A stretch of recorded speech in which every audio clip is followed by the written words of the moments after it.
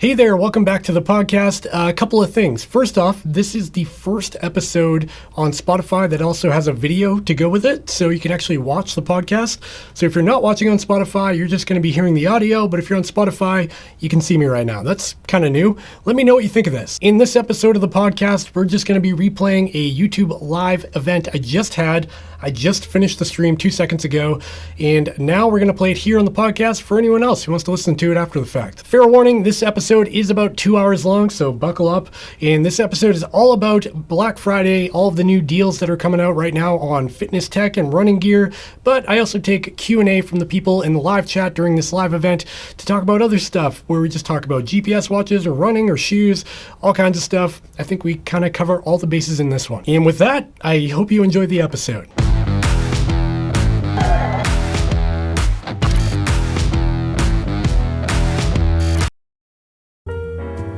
Well, hey everybody, welcome back. We are live today here on YouTube.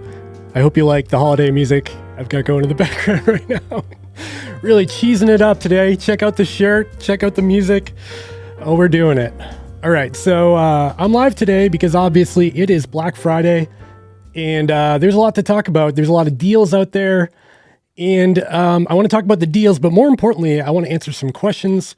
I get a lot of messages in my Instagram, on YouTube comments, my email, Facebook, personal Facebook, everywhere. And people always have questions like, should I buy this? Should I buy that? And I have a hard time getting back to everybody. So I want to use this live stream as a way to communicate with you. So if you are interested or had a question for me, or maybe you messaged me and I'm sorry I didn't get back to you, drop it in the live chat and I'll bring you up on screen and we can talk about it real time on the air today. Second thing I want to talk about is today the live stream is sponsored by playbetter.com, and I've been working with playbetter.com on various videos. You've probably heard me mention them before in the past, and they've been awesome. They've really taken my channel to the next level. They've been great to work with, and they sell Garmin, Coros, Polar.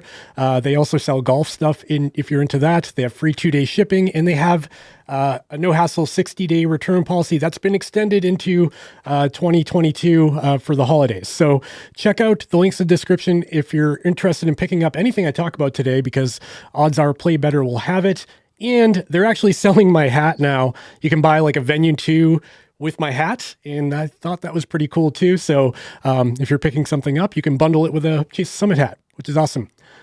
Okay, with that out of the way, I've got a few topics to talk about. I've been trying to keep up with, let me show you that now, this kind of like deal tracker spreadsheet, which, let's see if I can bring that up. There it is. You can go over to chasetosummit.com/deals, and I'll also have that link down below. And I've got as much information as I can get on here right now. Still working on it, still a work in progress. I'm trying to keep it as up to date as possible with all the things I'm personally interested in. So you'll find Garmin wearables, you'll find Coros wearables, Suunto, Polar, Apple, Fitbit, TicWatch, Samsung. I mean, there's a lot of information in here with all of like the craziest deals I've been able to find. And like I said, these are just things I'm interested in. So, you might be too. And all of those links are, they're affiliate links. They do help support my channel, but not all of them. Like for instance here, the Skydio 2 drone is something I desperately want to buy, but I can't wrap my head around it because it's a little bit expensive. But it has a really good deal right now. So I've got that listed there too, just because I think it's cool. I don't get any money from that link in particular, but it's still a great deal. Okay. We've got some people already in the, chat here. Let's see if we've got any questions. Let me know if I sound good. By the way, I've got some new audio hardware, and I've been here for an hour messing around with it before the stream. All right, so we've actually got a comment or a live chat before we even started the stream from Johnny Flea. Is the Garmin Fenix 6 Pro a good day-to-day productivity? I want to get it since it's over 300 euros off right now. Yeah, I mean, it does just about everything really well. It's a solid all-around watch. You just have to wrap your head around two things. The price is steep, even on discount. It's on great sale right now, but if you're somebody just looking for like an everyday wearable, you know, even a $550 Garmin Fenix 6 might be overkill for you, but it is a great day-to-day watch. I enjoy wearing, I'm wearing one right now. This is the 47 millimeter Garmin Fenix 6. Okay, next up we've got Rasal, can I say that? Let's try it. Huzinov. I probably butchered that. I apologize. He says, don't. They're going to release the Garmin Fenix 7 and no upgrades to previous models. That's business. Get yourself a Chorus. That's not totally true. So Garmin does roll out new features to older hardware, but they only limit that to like one generation old. So if you've got last year, you know, a previous generation, they'll keep it up to date. They'll add stuff to it as long as new stuff comes out, particularly with the Fenix because it's kind of their flagship. But yeah, once the Fenix 7 comes out, if there's really, you know, big leaps in technology there, they likely will not include that for obvious reasons. But yeah, that is a strong point to Coros. I'll give you that. I do like that Coros keeps adding stuff to their old hardware. And we're going to talk about Coros in terms of good deals in a little bit because they're doing some interesting stuff. Okay, Garmin Venue 2, bought 2 weeks ago for $319. Good deal. Goodbye. Matt Legrand, brilliant shirt. Can anyone get the quote? It's actually, the movie it's from is actually at the bottom of it, so it's cut off by my table here. So drop that in the chat if you know the quote that this shirt is claiming here. Jess Kaplan, hey, give me ideas for Jason. Fun story. Jess and her boyfriend, husband, I'm not sure, Jason, they actually gave me a ride from an aid station back to the beginning of or the end of a race not long ago. So thank you for the ride. I appreciate that. Some ideas for Jason, maybe some more shoes. He's an ultra runner, so, you know, no shortage of shoes. Garmin Venue 2S or any other watch. Depends what you want. Daily Driver. I got to put my phone on mute. Dang. Daily Driver would be a good. Venue 2 is a great watch. It's like a daily, everyday watch. It's got a great display. Also, if you're interested, check out my table right now. I've got like 45 different things going on. I just kind of dumped it out. I probably should have organized it a little bit better, but I've got all my watches. I've got my earbuds over here just for, you know, so I can talk about them in real time. Let's see. Here's a good question. John Rambo, Coros Apex will never go on sale, I assume. Yeah, you know what? Coros doesn't put things on sale. You know, unfortunately, that's their thing. And, you know, I think it works for them. I think they price their stuff aggressively enough where they don't really have to put anything on sale, especially like the Apex, because that at $300, it's one of the better values out there. And like the Pace 2, how do you even put the Pace 2 on sale? It's $200. You get a lot for your money there. But yeah, the higher end watches, they don't typically put on sale. However, you will find, again, let's go to the deal tracker sheet here. If we drop down to Coros, there's a couple of things going on with Coros. First of all, the Vertix 1, they did something interesting here. If you watch my first Coros Vertix review, that was over a year ago, I gave them a ding because they have these like crazy packaging. They've got a flight case inside of their box, which is kind of ridiculous. And that obviously adds to the cost. So I said, you know, get rid of that and then drop the price down because the price is pretty high. And they did exactly that. They actually reduced the packaging. They got rid of the flight case and they just went to a standard small box for the original Coros Vertix 1. And they knocked $100 off the price. That is a great buy. At $499, you're getting a really solid watch because, where is it? Let's see if I can find it on my table of things. Oh, there it is. The Coros Vertix 1, there it is.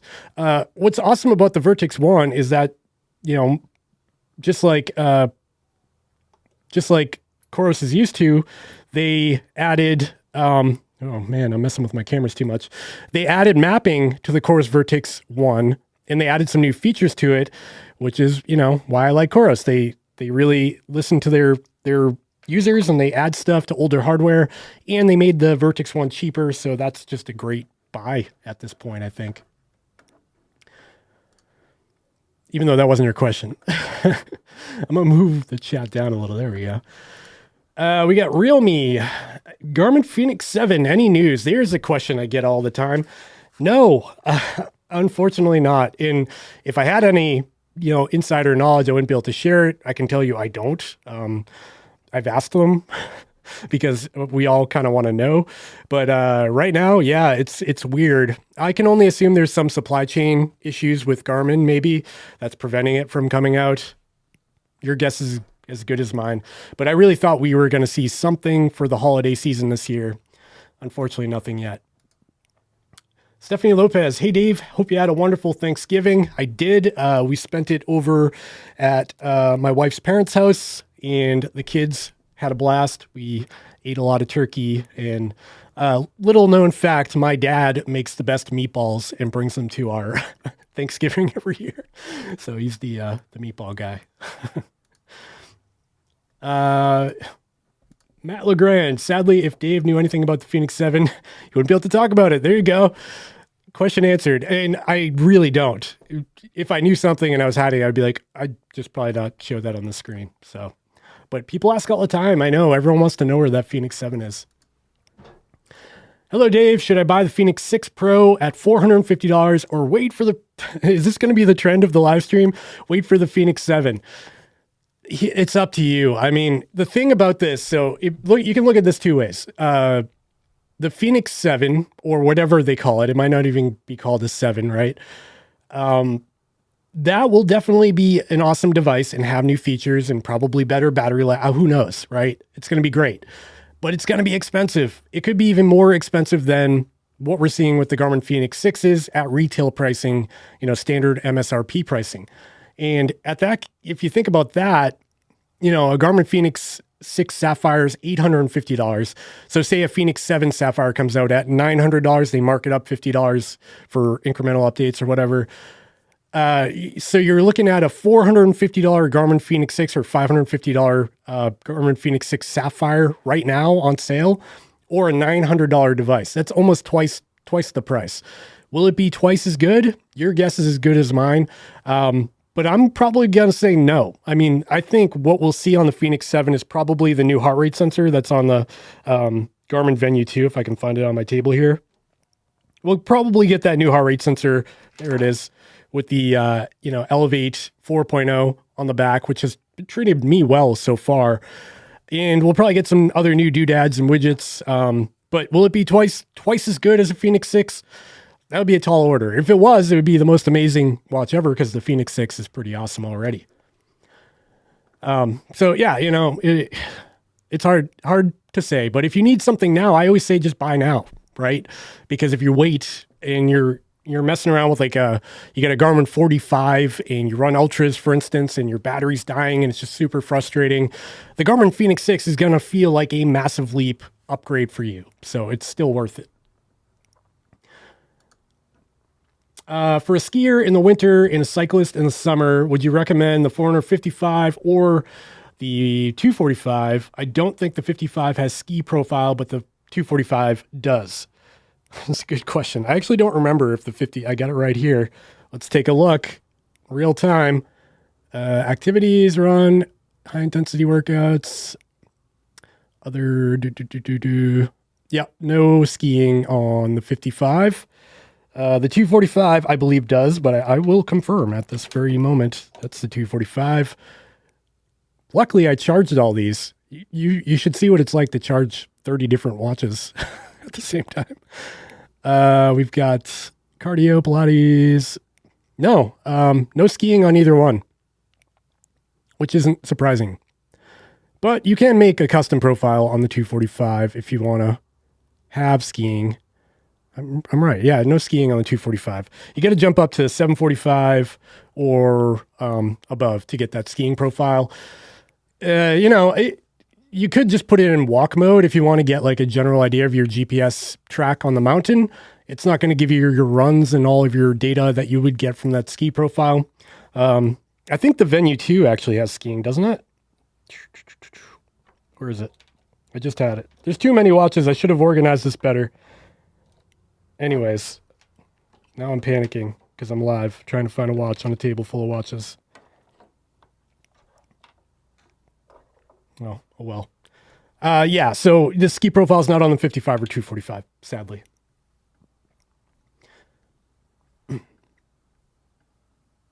The Chorus Vertex 2 made a weird decision by omitting the Amp Plus. Yeah, that was a big complaint. And it's funny because in my initial review of that, the Chorus Vertex 2, I did not say a negative thing about the Amp Plus, and everyone made it very aware that they really wanted Amp Plus.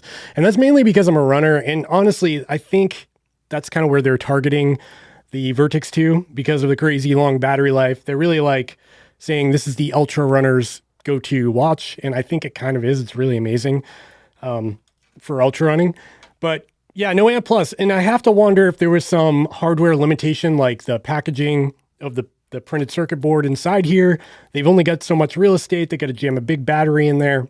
And then they've got all of the new features with the music, internal music. That takes up storage space on the PCB. And then there's all the other stuff. So there's a lot of circuitry in there. So maybe they were like, hey, let's drop Amp Plus because maybe that's the least used feature on a lot of their watches. I'm not really sure. But it is weird because it's their flagship. And then you've got the cheaper, way cheaper options that have Amp Plus. So it's really odd. Personally, for me, it really affects me zero because I'm not really a cyclist. But I could see where someone would be very frustrated if you bought this assuming it's like a do-it-all crazy watch, and then you find out you can't pair your power sensor to it. That would be really annoying. Mike Benson, Christmas vacation, ding, ding, ding. He got the shirt, and it says it right there, Christmas vacation. My wife got me this shirt for this very reason, for being on the air. Do you think these brands sell watches with partially developed features like Garmin's Storm Alert and such? Greetings from Costa Rica. Greetings to you. Partially developed would be a strong word. I think that's why they have beta programs. So Garmin and Coros, I'm sure the other ones do, but I'm not enrolled in them. They have beta programs where they roll out these new features to a smaller batch of people. Those people test them out, and then they give feedback whether or not they work or not. So I got to assume they test out a lot of the features before they roll them out big scale. And, you know, the problem is, like with Garmin in particular, they've got millions of devices out there, right? So, and you know, maybe one person has a clogged barometer port on their Phoenix 6, then they complain about it in a forum, and in those forums typically have people who try to find a reason. I don't know, like they find a reason to complain, or they say, hey, me too, that I've had that problem too. And then it kind of escalates and gets blown out of the water. And I feel like that happened with the displays on the Garmin's, the display gate, I think people are calling it, where you could get that like washed out kind of bluish display, or you could get like a nice, vibrant, crispy display. What was the question? I'm going on a tangent on this one.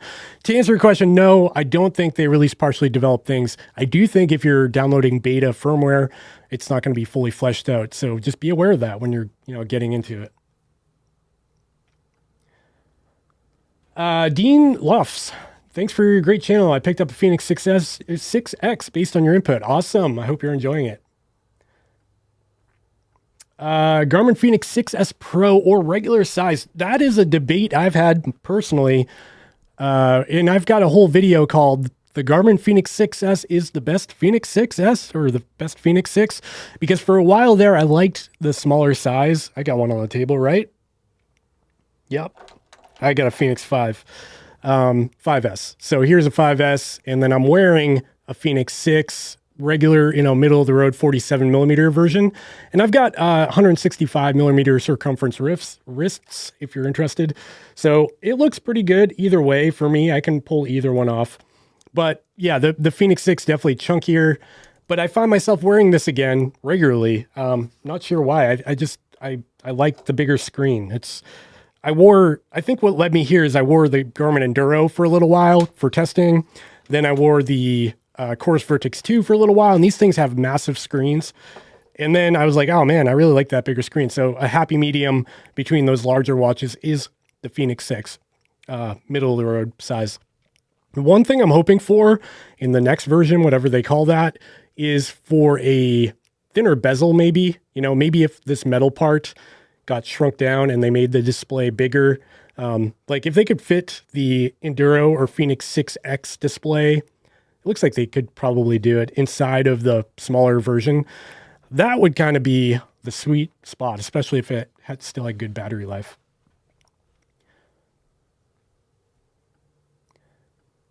Oh yeah, Eduardo, one more thing. It's all subjective. Like I know people with very small wrists that can pull off big watches and don't mind.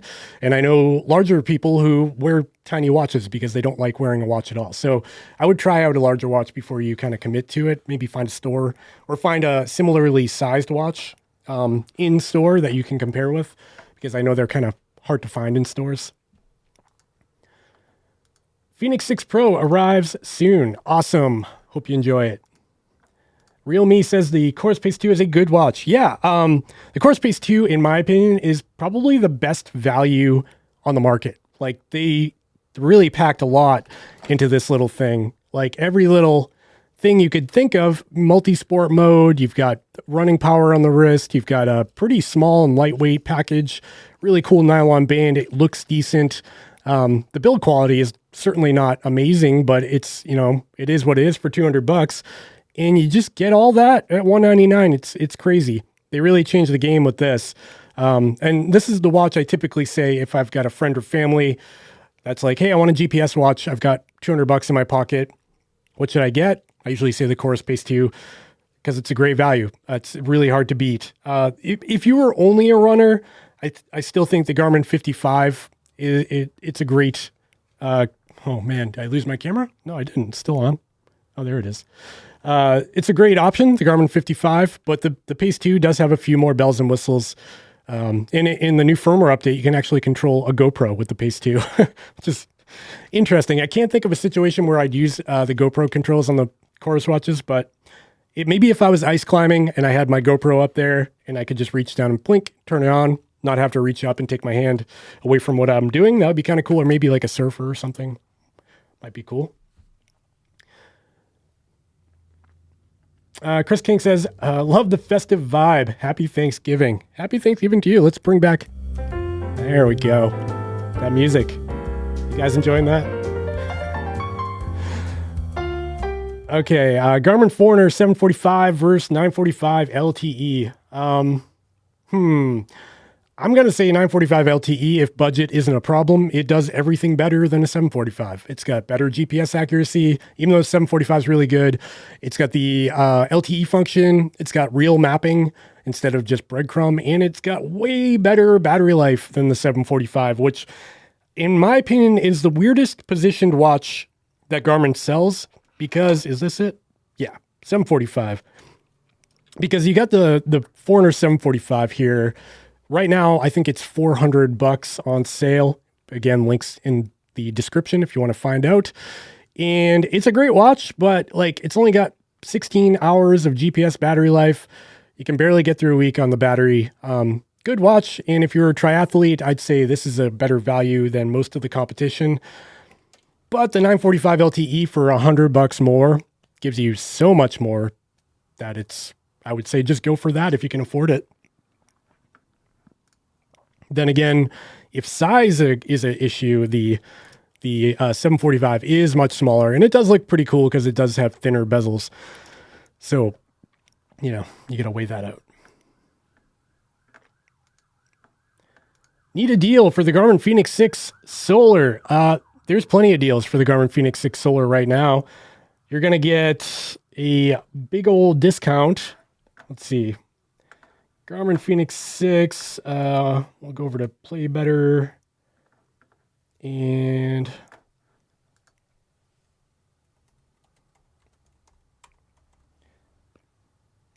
Fenix 6 Sapphire Pro Solar.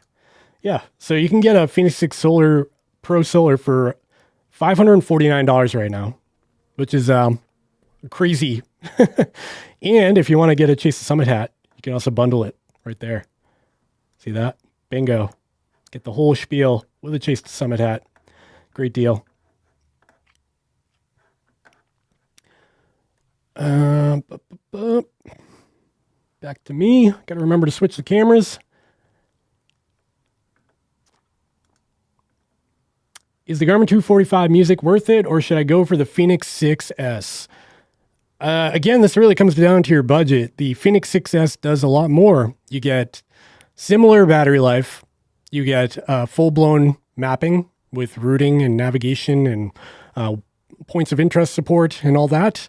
And you get more activity profiles. You get a built-in altimeter that the 245 doesn't have. So it's really up to you. Do you need all those things, or do you just want music on your running watch? In which case, save a couple bucks and go for the 245. 245 music is a great watch, and it kind of hits a sweet spot. 24 hours of GPS on battery life, over a week of standby time, and a decent screen. You get all the cool things like body battery, and widget support, Connect IQ support. But if you want the best, go for the Phoenix 6S. In terms of accuracy, they're going to be pretty similar. So it's really up to what features you want to pick up.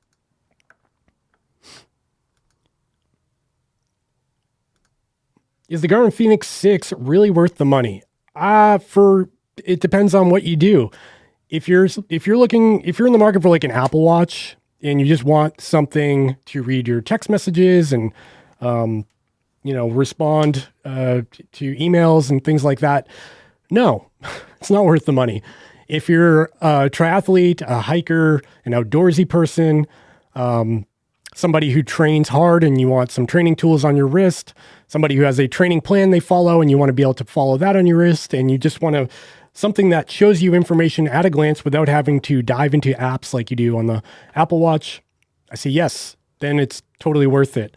And I guess it depends what other things you're looking at and what activities you do, because it's not right for everybody. Like I said, if you're just road running, all you do is road run and you don't go trail running or hiking or anything, you could get a Garmin 55 for $200, or even cheaper now on sale, or the Pace 2 for $200, and you'd be perfectly happy.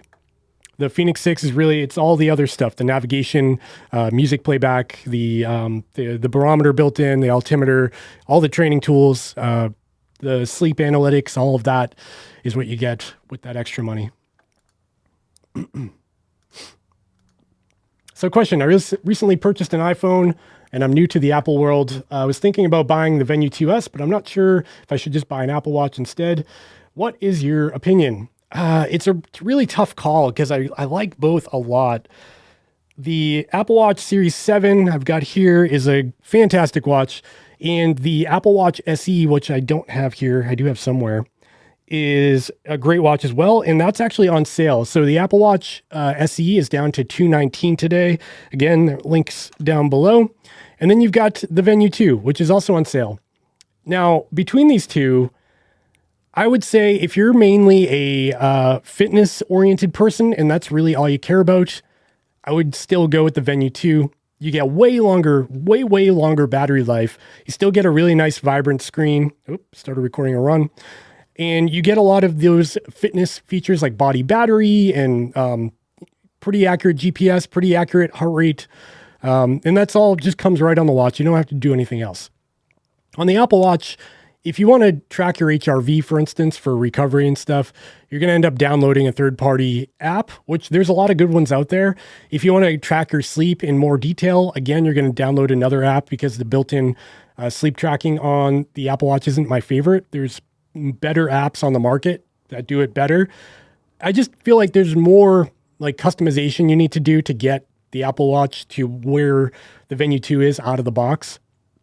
That said, if all you're looking for is like a really nice smartwatch that does everything, the Apple Watch is hard to beat because it's got really good heart rate accuracy, good GPS performance, and it integrates so well with the Apple ecosystem. Like you can answer your phone calls on here, you can reply to text messages, you can search, you can bring up Google Maps, you can download additional third-party apps like mapping software and offline music and a lot of stuff. Like the list is pretty much unlimited. The thing you're going to sacrifice is, like I said, a bit more setup if you're more of a fitness person, and the battery life just isn't there for me. I always find it funny how Garmin says 18 hours of battery life and they call it all day battery life when a day is 24 hours. They only give you 18 hours. So it's a daily charge. Whereas the Venue 2, you can get several days on a charge. You don't have to worry about it as much, and you still get that really great display. So I don't know. I'm torn because I like both quite a bit. If you're a fitness oriented person, I would lean towards the Garmin. If you're just looking for somebody for like an everyday, really nice smartwatch and occasionally using for fitness tracking, the Apple Watch is perfectly capable. And there's people who run ultras and, people who do triathlons and stuff with an Apple Watch. So it's very capable. I just feel like it just takes more to get it to that point. Like you need to download additional things to get it to work how you want it to work, if that makes sense. I hope that helps. Max KH, the chip shortage is good. No Phoenix 7 soon means more features coming to the Phoenix 6. The jump when I bought the Phoenix 6X Sapphire to public beta 20 is bigger than the jump from the Phoenix 5 Plus to the 6 Sapphire. Yeah, they added a lot in that new, I just actually got that today, the new 20.0 firmware update. There was a lot that came in there. So exciting. It's great to see Garmin continuing to update older hardware because the Phoenix 6 is 2 years old, over 2 years old. So it's great to see new things coming to it. Oh, we've got another one. Solange Marivi. When's the Phoenix 7 rolling out? You're awesome. Love the channel. Thank you. Appreciate that. I don't know when the Phoenix 6 or Phoenix 7's coming. I'm sorry. Param Bar, look at that name. Param Por Bazorgi. I got that one, right? Shall we buy now in Black Friday or wait a few models to come? For new models to come, I think I answered that already. I would say if you need something now, get something now. And the pricing right now is super aggressive. You're not going to beat it with a new device. If Garmin rolls out a new Phoenix 7 in a couple of months, like I said, you're going to pay $900 for it. Whereas right now we're talking half that price for a lot of features. And like Max just mentioned, you're getting new firmware updates with new features still on these Phoenix devices today. Chris Benson, what is the best but cheap big watch with stainless steel bezel for a cyclist? I guess that depends on the word cheap. I would probably tell you to go for an older model. If you're looking for stainless steel, maybe the Garmin Phoenix 5 with a big watch. Yeah, Garmin Phoenix 5 would be a good option. Heck, check this out. I've got the Garmin Phoenix 1 here. This came out in 2012. Still works great. I have a whole video about it. Yeah, maybe check out an older model if you're trying to stay within a budget. Just don't expect all of the new features. If you want stainless steel today in a new watch, maybe the Coros Apex. Great watch, $300. You get a titanium bezel. It's not stainless steel, but it's very durable. And then you get a sapphire lens, which is super durable. And that's something that's kind of unheard of at this price point. And on the back, you do get a nice metal plate as well. So pretty durable watch for a pretty solid price, I think. And they keep adding firmware updates to that as well. So yeah, check that out. Sergio Romero says it does not have Elevate sensors. Are we talking about the Phoenix 7? Do you know something I don't? Because I don't think there's been any leaks about that, have there? Hello from the Czech Republic. Do you think any watches will come out this year? From what brand? Are we talking Garmin particularly? I don't know. I kind of hope so because I feel like they haven't had like the last big thing I remember happening was the Venue 2 and the Enduro. Those were like two big things, but then it was kind of a lull. The 945 LTE was pretty exciting too, but I would say they are due for a flagship upgrade on the Phoenix 7. Hi from Slovenia. Awesome. Thanks for joining. And yeah, if you're watching right now, we've got over 100 people watching right now. Drop into the chat. Ask a question. Tell me where you're from. Tell me what you had for Thanksgiving dinner. Or even if you celebrate that in your part of the world, you may not. Here's a good question. Franz Kunching. What are the most likely features to be added in sports watches in the next year? I can speculate and guess what's going to happen because I've kind of been seeing the trends here, I think I think what we're going to see is a big shift in displays with the watches, because a lot of the watches right now are using these transflective displays with backlights. And I know, I got to say, from the comments I read on YouTube, like 99% of the complaints are about, oh, I bought a Phoenix 6 and the display is terrible because it's washed out and dull. And it's interesting because I think part of that is Garmin's problem because of the marketing. Like a lot of times they do their promo videos and like images and stuff. The screens look really vibrant and bright and colorful, when in real life they're just not, because they are in fact transflective and there's sunlight visible, which is great for function, but not so much when you're trying to use it like a smartwatch. You want it to look nice. So I think we're going to see a big shift in displays, probably I would say moving towards OLED, or maybe like in the TicWatch Pro 3 GPS Ultra and the TicWatch Pro 3. These two watches have a dual layer display. So on the top, they've got a low power transflective display that you can see all the time. And then when you push a button, I don't know if these are charged, they may or may not be. When you push a button, the OLED bright display turns on. That would be cool to see in a Garmin. Like if the Phoenix 6 had that, I think that would be killer, because you'd be able to go run an ultra marathon with the low power display turned on, and then just switch it into like everyday mode and have that nice OLED display punching through for your everyday life. So it would be like a Garmin Venue and a Phoenix 6 kind of smashed into the same device. That would be awesome. I don't know if that's happening, but I think we're going to see a big shift in display technology. I think the other trend is going to be what Coros has already done with the Vertex 2, with that new dual frequency GPS system, because this thing is super accurate when it comes to GPS performance. And I think we're going to see that cloned into a lot of the competition, because I think that development came from the chip manufacturers, MediaTek or Sony or whoever. I'm pretty sure they made it more accessible for these wearable devices. And so I'm sure a lot of them will start copying what Coros did. But there was actually another watch that had dual frequency. But I think we're going to start seeing that across the board as like a major upgrade with all the new iterations that come out. Those are two things. And the third thing I would like to see is like a big improvement in battery life. I know we're hitting a point of like diminishing returns.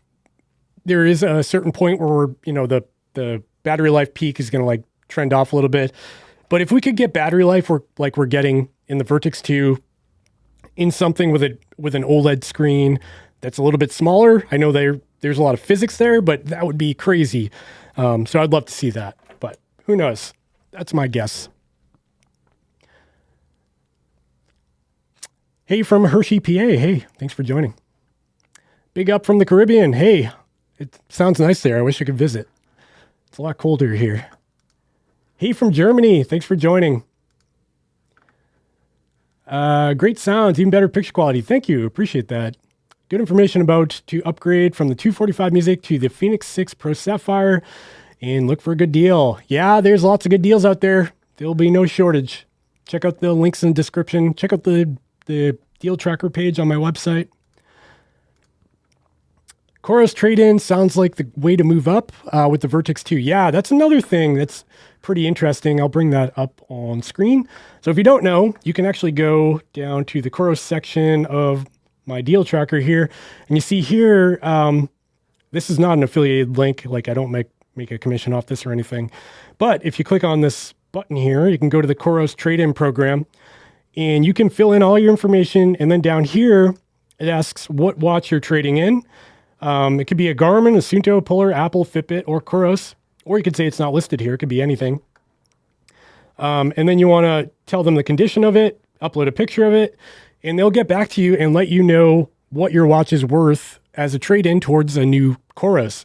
I think that's a really cool program. I am curious what they're doing in the background with all those traded-in watches, because that's kind of interesting. Like, do they just have like a pile of used watches at their headquarters, or are they secretly selling them on eBay to like compensate that? I don't know. But yeah, that's a cool thing that Coros is doing, and no one else is doing that. So nice to see they're doing something innovative in that space of trading in. Hi from the UK. Thanks for joining, Peter. How to improve your VO2 max and step count has problem Polar Grid X. Thank you so much for your support and time. Let me digest this. How do you improve your VO2 max and step count has a problem? So I think this might be two questions. You're improving your VO2 max. I'm not a coach. I'm not a professional doctor or sports coach or anything like that. I can say that high intensity interval training can lead to better VO2 max over time. Heel repeats, sprinkle that into your training regimen. In terms of the Polar Grid X with the step count, I haven't had that issue. Step counting is a weird thing because a lot of people have like a Garmin and then they buy a Polar and then they walk with them and expect to get the same step count, which would make sense, but it's not entirely true. What the step count tries to do in every brand is just give you an idea of your ballpark activity for the day, right? So like a 10,000 step day equals, oh, you got off the couch and you actually did something. 20,000 steps, even better. 40, 50, whoa, you ran a marathon or an ultra. And it's less about like, my Garmin says 1,500 steps and my Chrono says 2,000 steps. They're way off. That may be true, but it's not really about that. It's really just information for you, and it should be consistent for your use. So if you have one watch and you have steps for the past 7 days, you should be able to gauge how active you were on those 7 days, judging by your step count. That's my take on it. I don't think any wearable is like dead nuts accurate in terms of step counting. Maybe one is, but I haven't walked around with a pedometer, like a click counter, making sure my step count's accurate. I take it at face value. It's just trying to give you an idea of how active you were that day. Yeah, that's my take on step counting, but I'm sure there's reasons why you may want it to be more accurate. Hey, from Canada, nice cap. Thank you. They are available in the link down below. When the new tennis watch OS? When the new tennis watch OS? There's probably an autocorrect going on here that I can't figure out. Comment again so we can figure that out. The Polar sale. Thoughts on the Verity Sense HRM? I actually looked this morning. I was trying to go through the deal tracker and look for Polar deals, but I didn't see a lot for Polar. Let's check their website. You must know something I don't. Oh, that big letters. Honey's kicking in over here, trying to tell me about the deals. Cyber Week, shop now. Polar's website, 20% off almost everything. That is great. I'm gonna have to add all this to the deal tracker. Polar Vantage M2, $239, down from $399. That's a really good price. Yeah, that's actually a really good price because if you look at the Polar Vantage M2, I got one right here, compared to like a Chorus Pace 2, that's just $39 cheaper than the sale price. Might be a compelling option. The Ignite 2 is down to $183. We've got Polar Vantage V2 at $399. Wow, that's a great deal as well. And we've got the Polar Grid X at $343. And the Ignite, the original, at $183. Yeah, these are good pricing. Your question was about, I'm gonna have to update all this. I got to write a note to myself. Dave, make sure you update that. So I think the Verity Sense is your question. Great heart rate sensor. If you previously owned a Polar OH Plus or OH1 Plus, very similar to that. It's almost identical to that, but it does have a few more features in that it actually has like a better indication of if you're recording or not. It actually tells you with a LED. But I do have a full video about the Verity Sense from like 8 or 9 months ago when I really put it to the test, and my results are really good. So I think it's a great deal. It's very comfortable too. That's a big thing for me because I don't love wearing these chest straps all the time, and they can get kind of uncomfortable. The armbands are way better, and that one in particular is very accurate. So I have nothing but good things to say about the Verity Sense. There's another one, Peter. When's the new Phoenix watch is coming? Peter, I talked about it twice already. I don't know, man, but hopefully soon. We got a super chat. Andrew, thank you so much. $5 from Andrew. I really appreciate that. I hope you and your family had a great Thanksgiving. How's your new addition baby daughter doing? Gotten any sleep yet? Yeah, thank you for that. I really appreciate the super chat. That really means a lot. Thank you. Yeah, the family's good. It's been a roller coaster because I actually went back to work. I took a paternity leave for a while, and then I went back, and it's been tough because my wife is getting up in the middle of the night and doing all the feedings with the baby, and she's letting me sleep so I can work the next day, but it feels a little bit unfair. So I've been trying to pitch in when I'm not working on weekends and holidays and stuff. But she actually slept through the night twice so far, and those nights were glorious. Everyone felt good in the morning, and she's doing great. She's gaining the right amount of weight, and she's starting to learn how to smile. So if you don't have kids, you won't know, but like the big payback when you have kids is that they start to smile. And instead of just like giving you this kind of dead stare all day, they actually respond and smile at you. And it's like, finally, I'm getting payback for all the work we put into to this baby. She's smiling at me. So she's great. And thank you for the super chat. That really means a lot. Love your super chat. Keep up the good work. Thank you so much. Chris King, on the topic of cross-country ski profiles for the Garmin 55, can you add a widget from the Connect IQ store to track your skiing? Yes, I'm pretty sure there are widgets available on the Connect IQ store for skiing. I could be wrong, but I'm pretty sure there is. But I've done some digging on that. Particularly for me, I was looking at backcountry skiing, but I think there is cross-country skiing as well. The thing about those third-party data fields and widgets is like sometimes they're questionable in terms of accuracy. Like there is a third-party widget to add elevation data to the 455 and the 245, watches without a built-in altimeter. You can use GPS elevation information with these with the Connect IQ widget, but I found it's like kind of inaccurate because if your GPS kind of wanders a little bit out in the field, it can be kind of all over the place. So I would prefer to have a real altimeter. Still, it's nice in a pinch. I'm a bit bummed that the Coros Apex won't be receiving the new feature updates. I love my Coros Apex. Yeah, and as Coros has stated before, anytime they don't add something to a watch, it is always a hardware limitation of that device. Sadly, the Apex is actually one of the older watches from Coros, even though they're still selling them. So I think the limiting factor on the Apex in particular is the internal storage on this watch it's not huge. Even the Coros Pace 2, that's much cheaper but much newer, has more internal storage space. But that is what it is, unfortunately. And still, at $299 for the Apex, it's still a really good deal. It is a bummer that it doesn't get the offline mapping. I think it did get that Komoot navigation though, if I'm not mistaken. And it got Galileo support, or am I wrong there? I know the Pace 2 got that. Is the Garmin ecosystem that worth it? I'm getting back into running and cycling, and the Coros Pace 2 looks great, but it seems like eventually I will migrate to Garmin. Kind of depends. So I like to call Garmin the Apple of the fitness world. They make things very easy, and there's a ton of customization and options. And their ecosystem is very reliable. There was only one time I remember last year when Garmin got hacked, where Garmin Connect wasn't available for a couple of days, and people really freaked out about that. But they're, for the most part, very stable and reliable.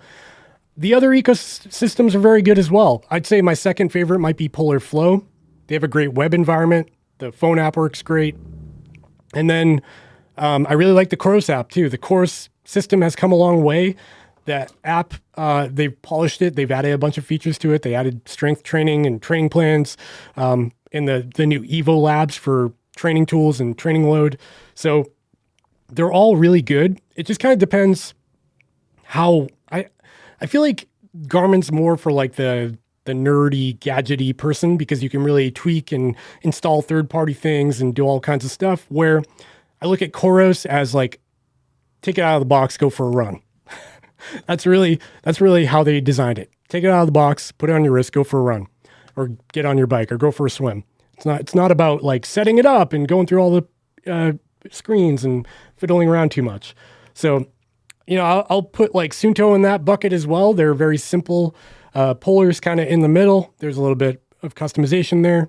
So I like Garmin the best. Polar and Coros are kind of tied. Suunto's a little bit below that, but their app's really good too. There's really no bad choice. It's a very subjective thing. Let's see, how long have I been on there? Wow, 50 minutes already, and I already got 1 thumbs down. Who did it? Comment in the chat. Who gave me the thumbs down? Okay. I do running and mountain biking. I've never had a GPS watch before. Is the Garmin Forerunner 245 a good starting point? Yeah. I guess the only time it won't be a good starting point is if you intend to do multi-sport activities. If you're going to ride your bike to a run or vice versa, or triathlon stuff, it doesn't have that support. It also doesn't have power sensor support. So if you have a power sensor on your bike, you're not going to be able to connect it to the watch. Whereas something like the Forerunner 745, 945, Phoenix 6, all do those things. So maybe check those out. Thanks for your question. I just want to jump in and remind everybody that I've got links down below for all the things I talk about in this video. And if you're new, we're closing in on 150 people watching right now. That is wild. Definitely drop into the chat. Let me know where you're coming from, what you do, what activities you're into, and what you've been shopping for this Black Friday. I'd like to hear from you.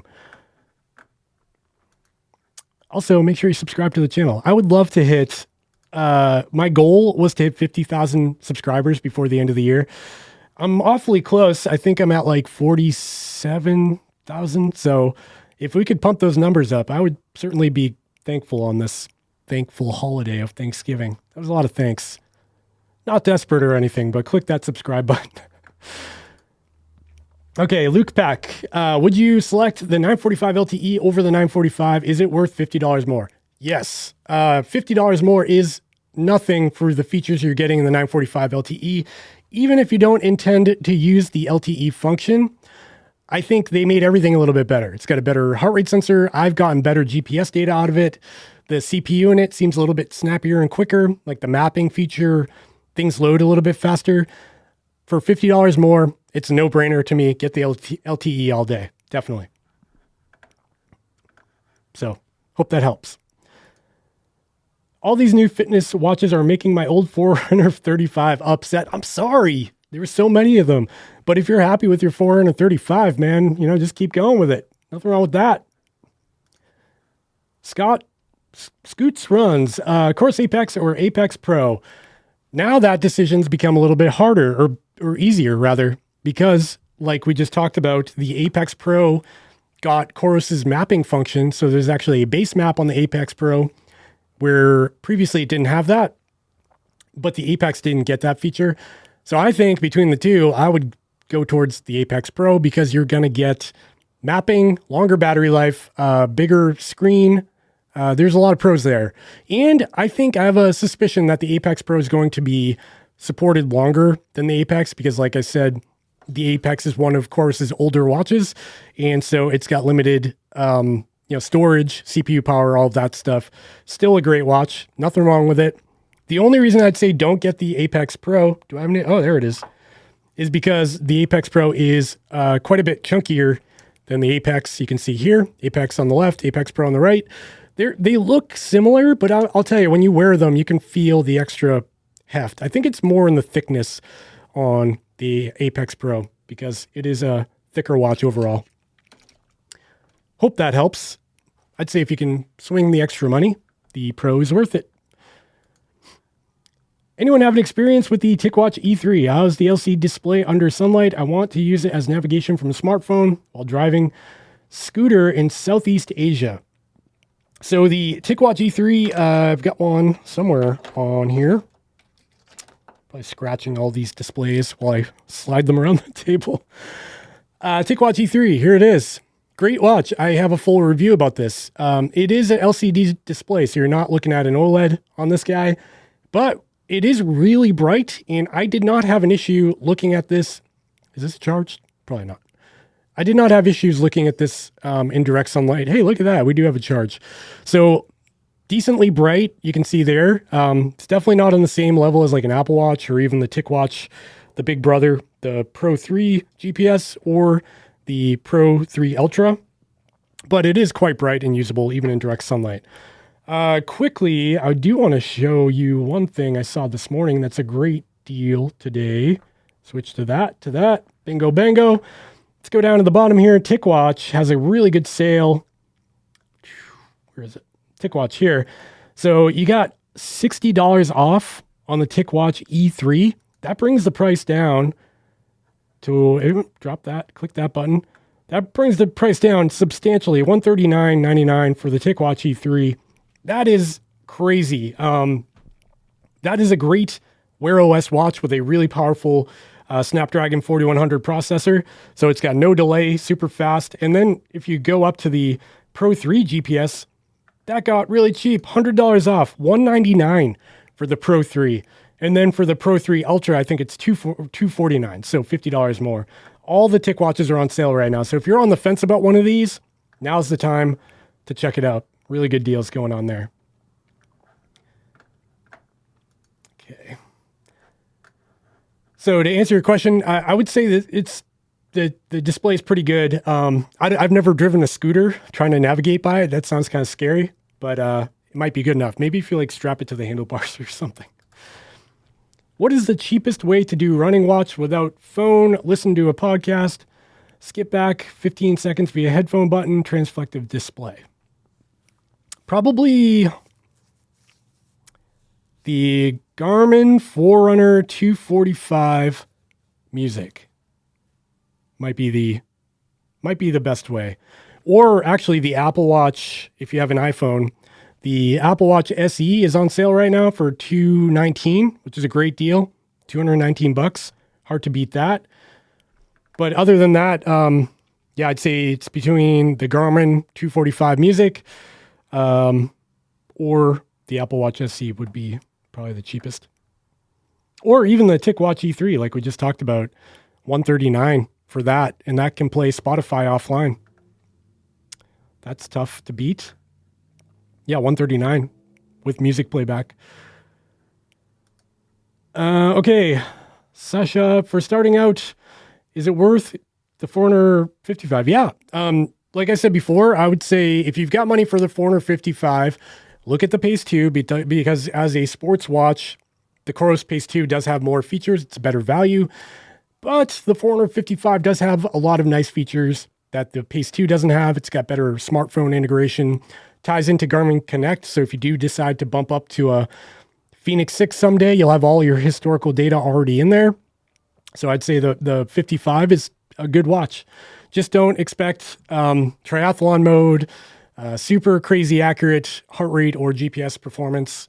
It's an entry-level device, but it's still really good. Real Me, what is the top GPS watch in your opinion? So my opinion is very subjective because it depends on what I do. I think if I had to pick from one of these watches on the table, it would be really hard for me. I really like the Coros Vertix 2. I don't know if I'd pick this as my one watch. I also really like the Enduro, and I also really like the Garmin Fenix 6. So I'd take one of these three, and I guess depending on the activity would determine on which one I'm picking, because they're all very good in their own regard. The Fenix 6 Pro and Sapphire are still the most full-featured, so I tend to lean towards that. But the Enduro, I thought I wasn't going to like it because it's like a Fenix without features, but better battery life. But I ended up kind of falling in love with this thing. The bigger display, the lighter weight. This thing's really light for a big watch. Yeah, it's just a really solid option. It's really well built with the titanium bezel and the solar function. So there's a lot of good options out there. I'm intending to put out a video that's going to be like best watches in certain price points. So stay tuned for that. That's definitely going to be coming. I wanted to have it done by today, but I've been busy, man. That's coming in the next week. So make sure you subscribe down below so you don't miss that. Stay tuned. Also hit the like button. Helps me out. Any sale on the 55? Yes, I believe so. Let's take a look. 55. Oh, I don't have it highlighted as a sale. I thought it was on sale. Whoa, that's not a 455. Got to fix that link.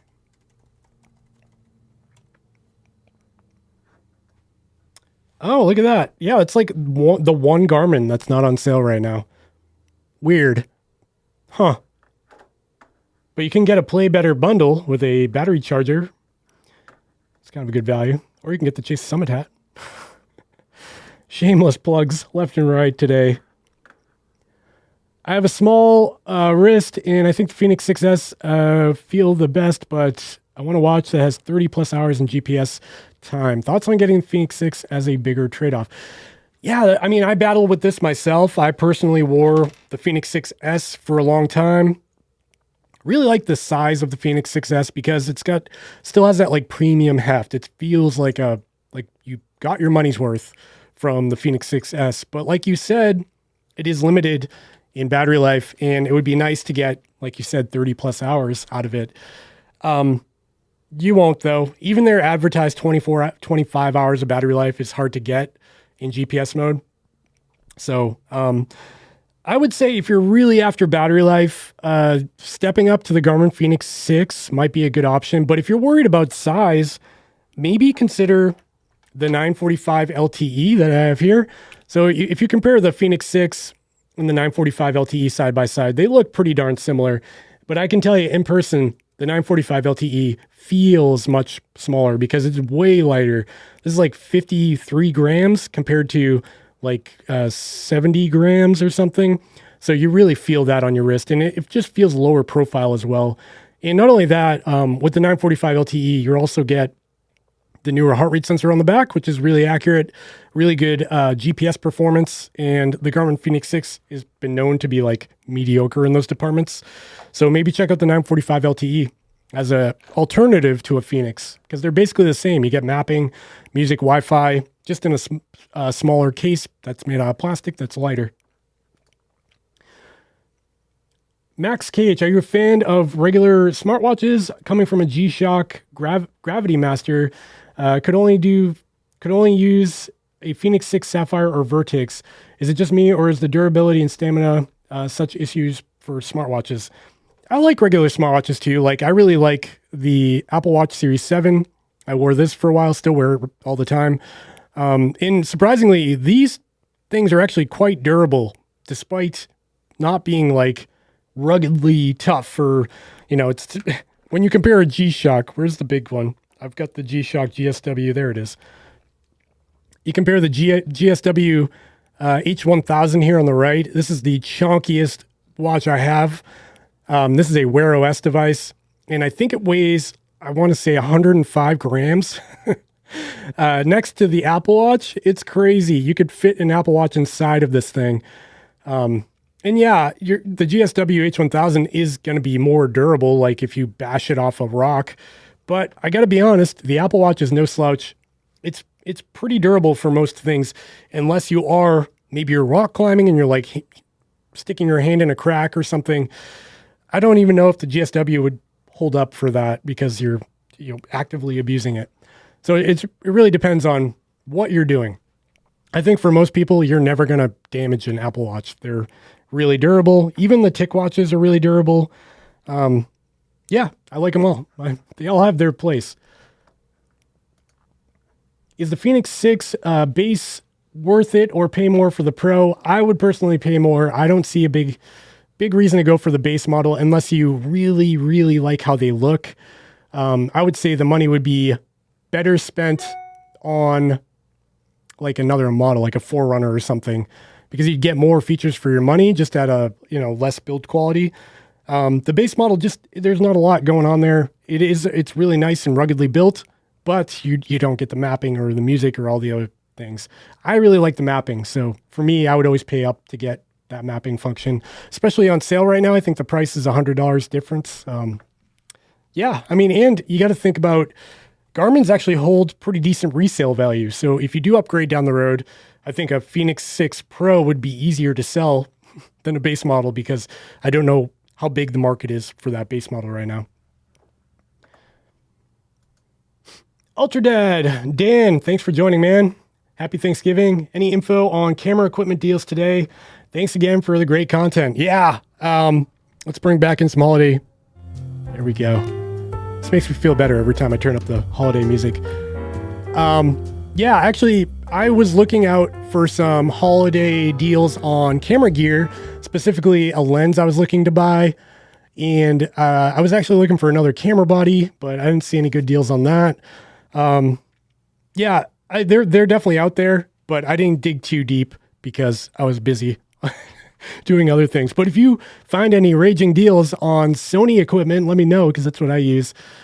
I do need another V90 SD card for these cameras because they fill up really quick. Stephanie, I adore the Apple Watch with Work Outdoors.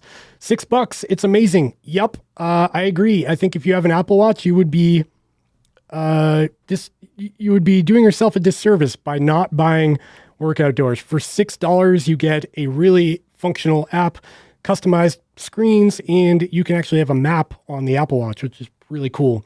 And you can even download the map to the watch so you can use it offline if you want to go hiking or something. So check out Work Outdoors. Shout out to Work Outdoors. Leona Mendelson, looking at switching from Apple Watch to Farmington. Is that your town? That's an autocorrect problem. Garmin Instinct Solar, mostly for the battery life. Oh, that's going to be a big switch because the Garmin Instinct Solar, great watch. Not going to say anything bad about it, but you need to know what you're getting into because this thing is simple. You know, it's got all the basics in there, and they did actually add a lot to with firmware updates. It got body battery, which is great. It's got calendar and a weather widget and stuff, but it's definitely no Apple Watch. It doesn't have all of those app features. It actually is not compatible with Connect IQ, so you can't download additional things to this watch.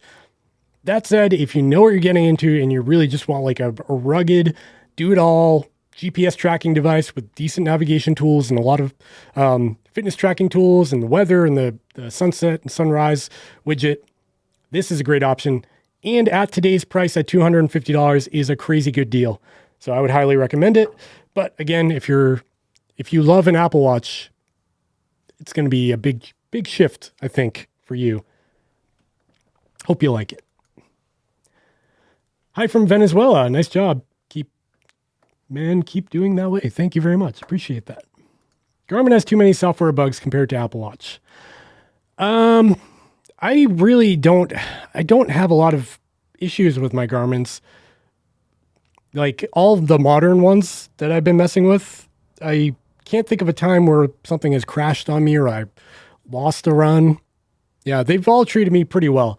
I will say the Apple Watch is really always pretty reliable because it's Apple and they constantly, keep upgrading the firmware. I'd say they're both pretty good at this point. Anybody made the switch from Apple to Garmin just for daily wear? I'm sure people have. And I'd say there's nothing wrong with it. It's what I do. I have an Apple Watch available. I've got 3 of them and I still wear a Garmin every day just because I feel like it's more, I don't know, it's less fuss, if that makes sense. Like if I want to know the weather, I look at my watch, I click the down button once, and I'm there. My weather widget's right there. Bingo, bango. I can see the weather widget. I can go in and see my hourly forecast. And then if I need any more information, I just go through, and everything's just there, Whereas on the Apple Watch, it's just like it's a tap, scroll, tap, do this. There's more to it. I feel like you have to be more involved in the actions on the Apple Watch, where the actions on a Garmin or any of these other watches can be a little bit more passive, like you're just doing it instinctively. So it's kind of like using, I don't know, an iPhone or writing a note manually on a piece of paper. Writing a note manually takes less time because you don't have to go into the Notes app. I'm sounding old. I'm going to stop right there with that one. When will Garmin improve the sleep tracker? It's actually pretty good now if you use one of the newer watches like the 945, Phoenix 6, 945 LTE, 745 I think got it. Any of the new Garmin's or the Venue 2 got it. any of the new Garmin's with the sleep widget have decent sleep tracking now. They've got a different algorithm that actually runs on the watch instead of being up in the cloud. It's pretty good. And I've compared it with other devices like the Whoop 4.0.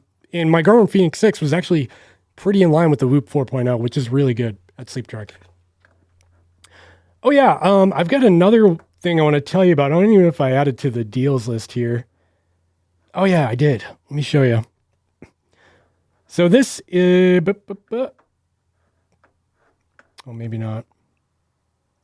So if you go to playbetter.com and look up the venue, the original venue, I think it's in here, right?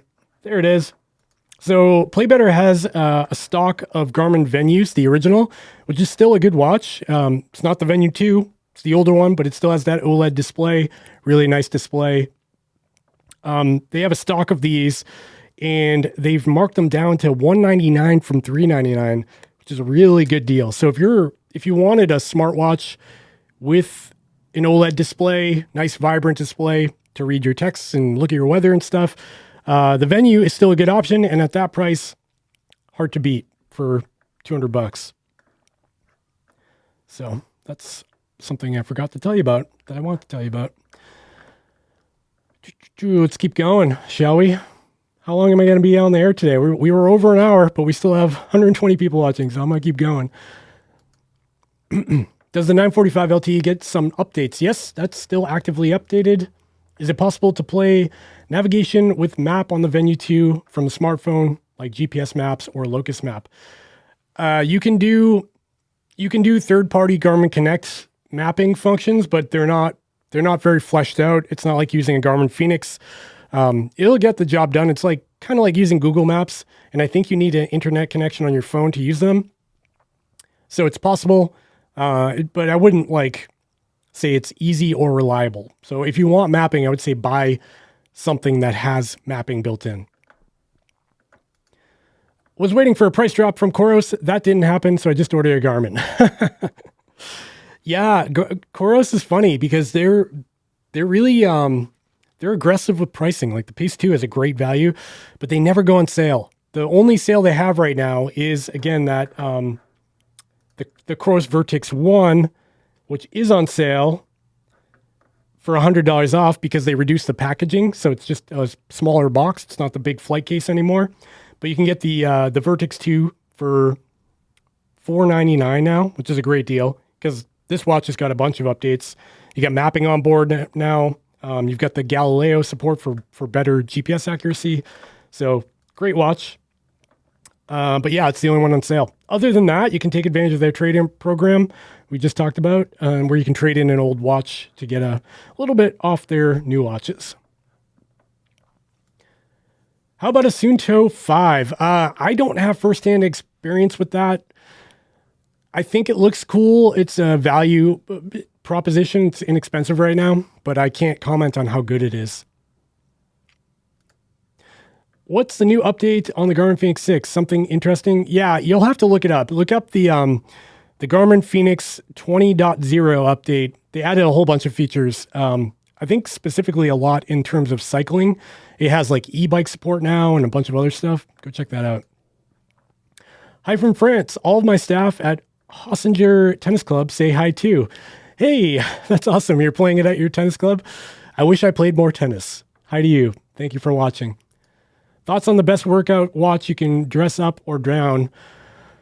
Even though the Forerunner 945 LTE is plastic, it's not a bad looking watch. Like you could, if you lose this strap and put on a leather strap, you can make this look pretty classy because it is subtle. It's not like screaming that it's like too fancy, but you could put a really nice band on here and you can get tons of different kinds of bands that pop on and off with the quick fit system on this.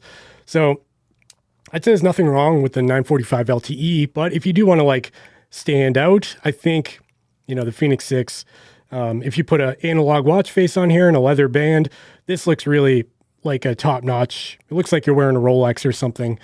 I'm not a mechanical watch guy like a Omega or Rolex guy, so I can't say what makes those so special, but you can dress up a Phoenix 6 to look really nice. I'd say the Phoenix 6 looks a bit nicer, but the 945 is no slouch, and you can make it look pretty nice.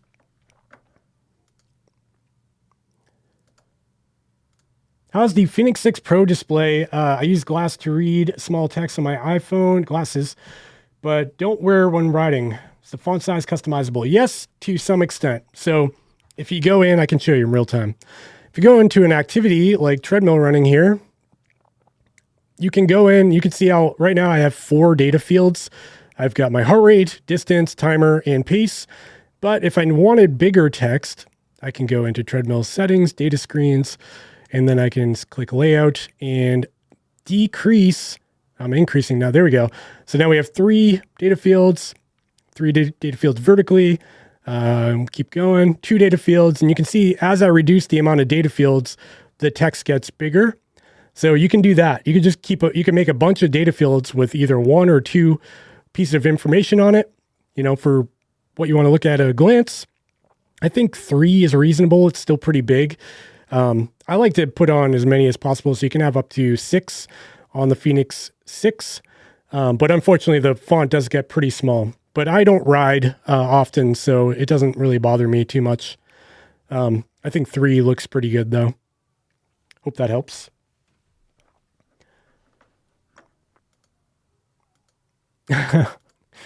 Daniel says, that pile of watches is the best thing of the day. Oh my God, look at this.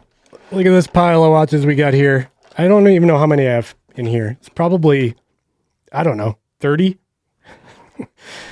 I've got more at home too. I just tried to bring just the relevant ones.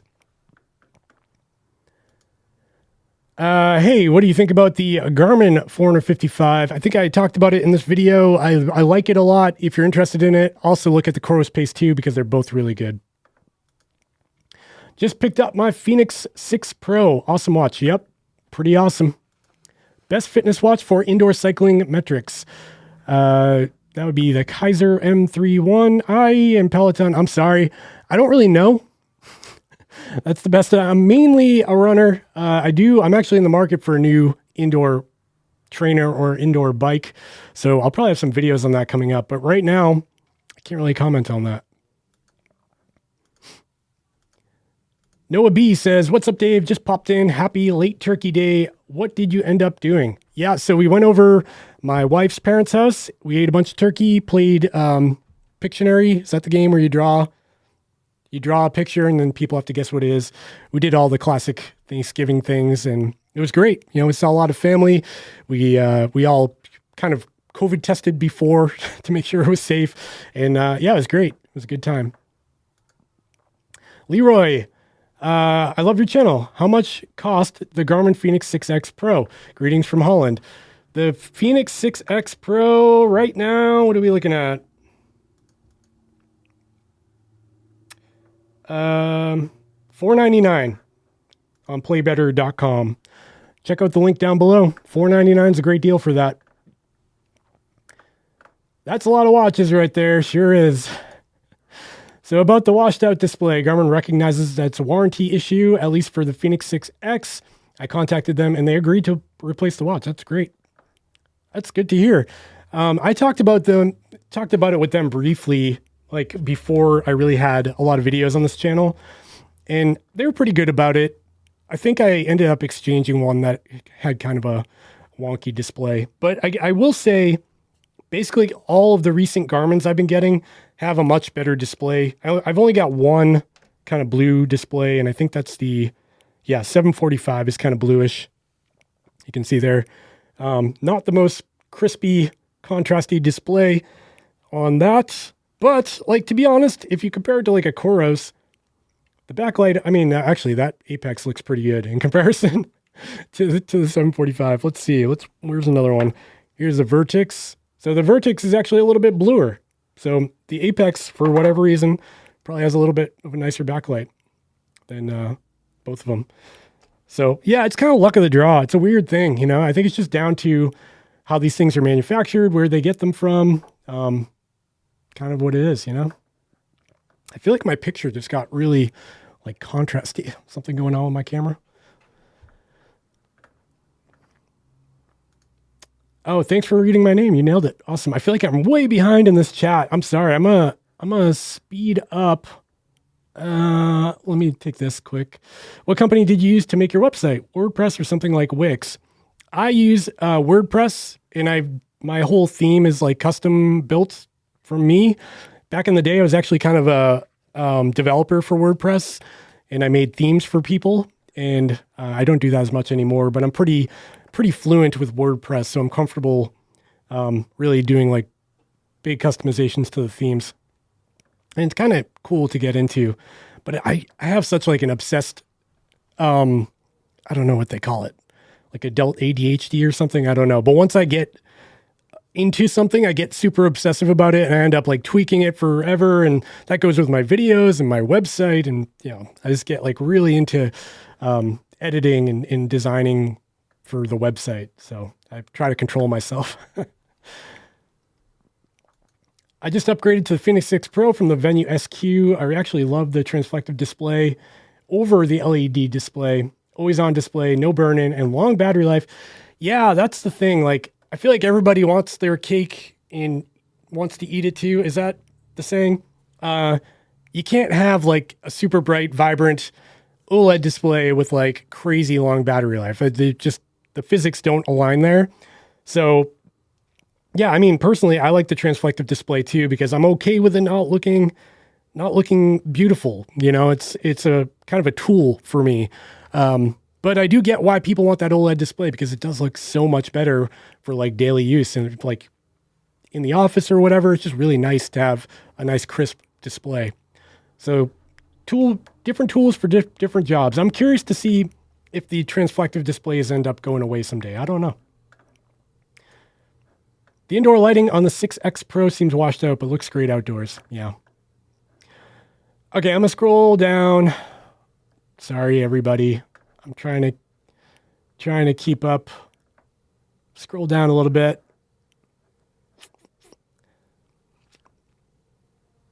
Supermoon, thanks for the in-depth reviews. You're welcome. Thank you for watching them. I really appreciate it.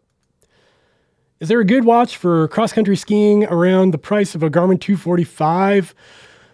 Around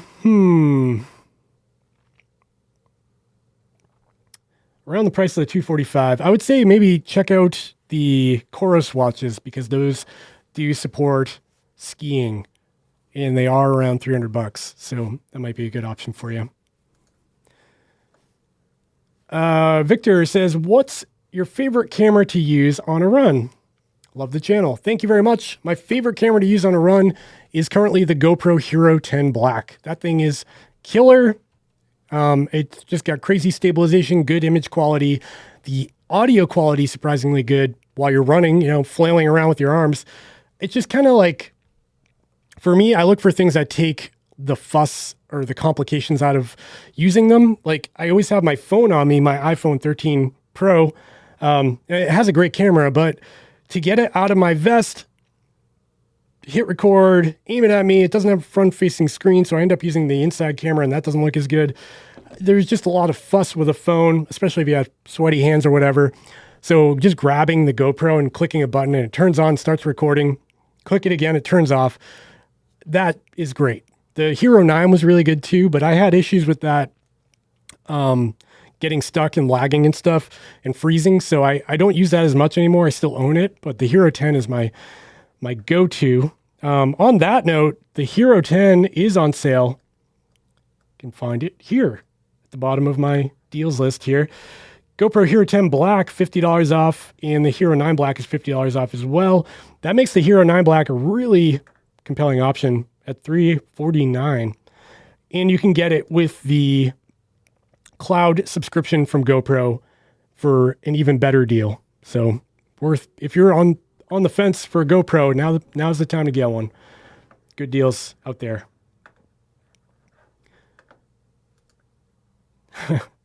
Jotaro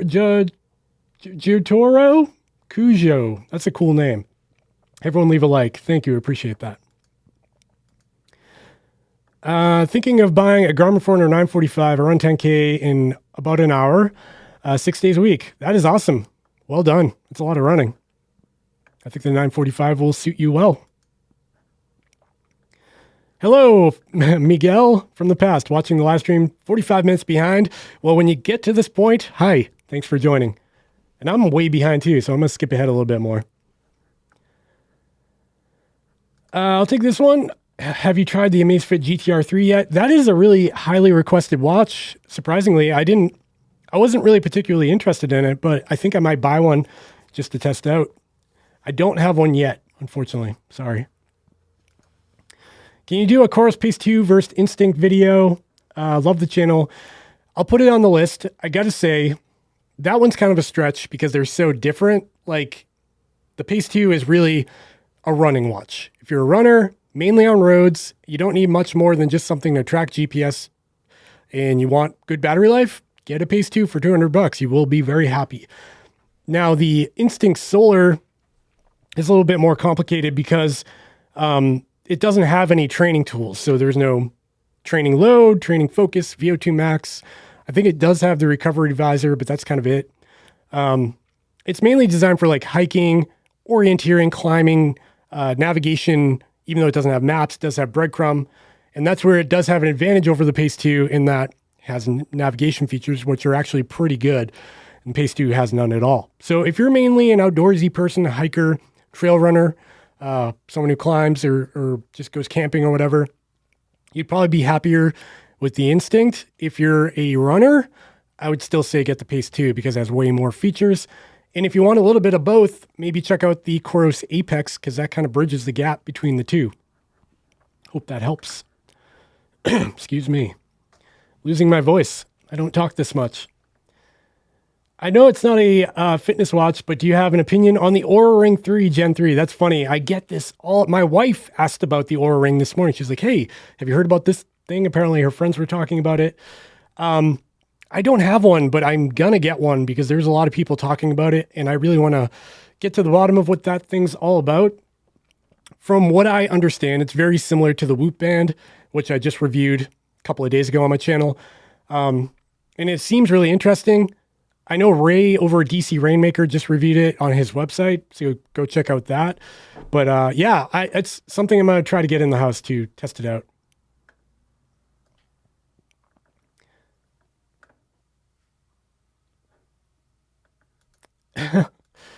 Morin Monovich, are you the new voice on the Down Dog Hit app?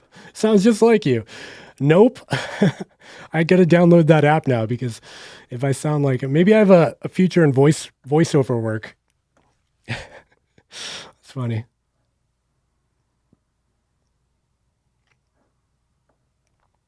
All right, let's go down.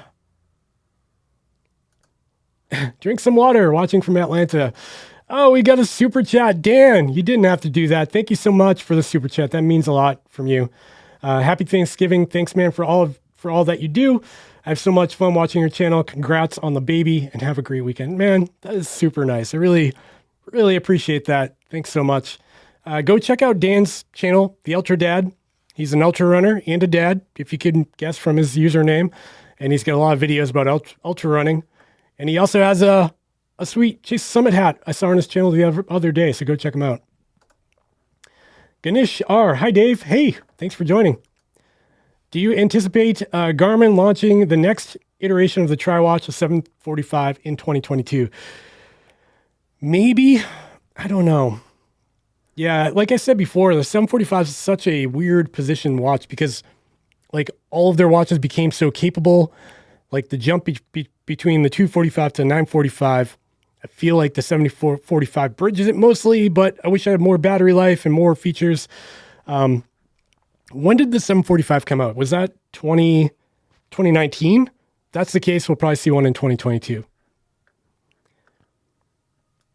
Can we use the Chorus Pod with the Phoenix 3 HR? No, unfortunately.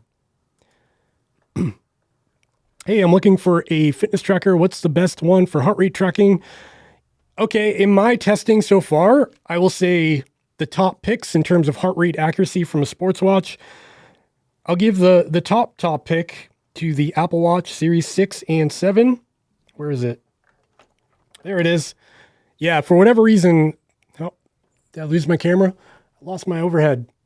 It overheated. Oh no. Come back to me. No, we may have lost the overhead. So the Apple Watch Series 6 and 7 have the best heart rate performance accuracy that I've seen from any watch. I'll give the number 2 pick to the Garmin Venue 2 and the 945 LTE because they both have that new Garmin heart rate sensor, which is really good. So I'll say those 3. If you want like the best heart rate sensor on any watch, I think right now the Apple Watch may take that cake. And then a close second would be the Venue 2 and the 945 LTE.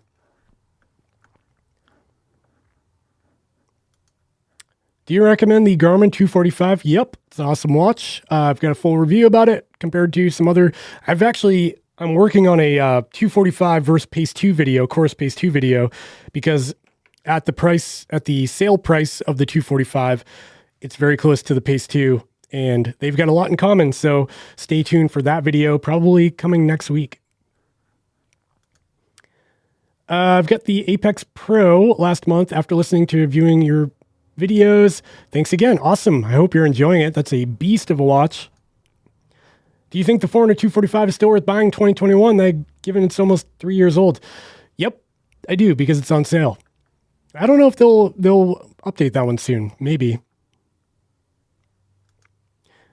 Would you buy the Garmin Enduro over the Vertex 2? I have a whole video about that you can go check out. I got to say, they're 2 of my favorite watches right now. I just said this a little while ago. Like, they both do things well.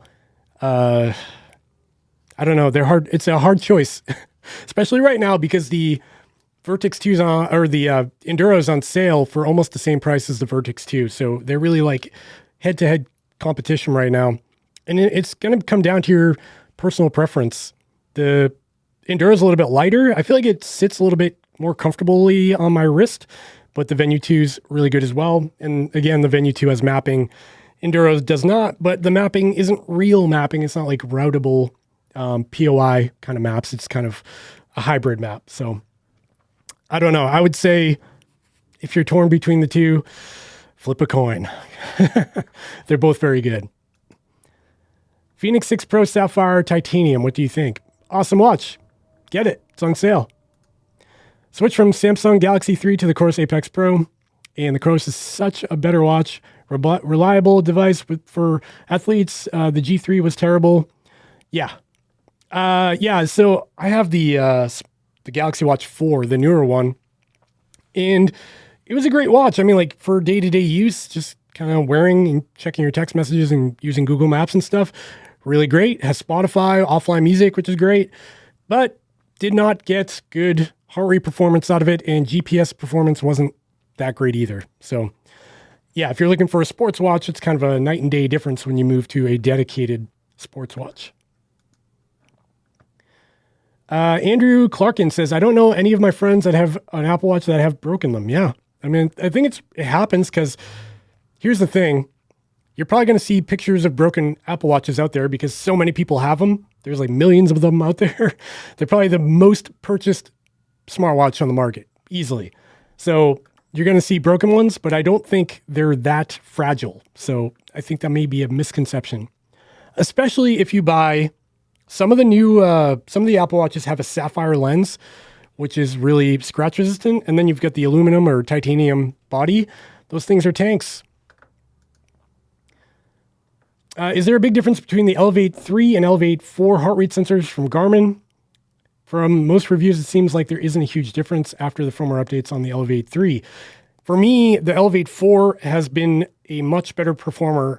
The Elevate 3 has gotten better, but the Venue 2 and the 945 LTE I have, they're just more consistent. I feel like I get there's more good days than bad days, where on the Elevate 3.0, some days, for whatever reason, on my Phoenix 6, I'll get like a weird, dropped heart rate for X amount of time. Okay, how far? We've been on there for an hour and a half. Holy moly. By the way, if you are watching or you just joined, we've got 140 people watching right now. That's crazy.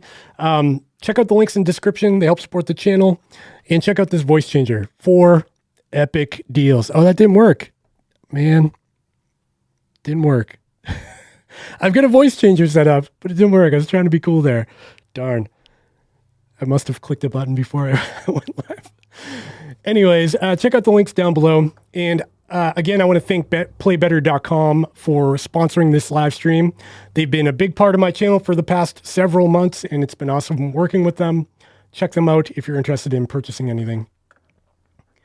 On this Black Friday, baby, we're doing it. We're going to keep going. Hour and a half in. I'm going to go until I lose my voice. Continue answering your questions. Any rumors on the Phoenix 7? Oh, Erland, where were you 45 minutes ago, man? Or she, I'm not sure who you are, but yeah, the Phoenix 7, I've talked about a bunch in the stream. Unfortunately, I don't know anything. Tim Pips, Garmin Phoenix 6X Sapphire or the Phoenix 6 Sapphire. Depends if you can deal with a big watch or not. That's really what it comes down to. Garmin Instinct Solar or the Pace 2.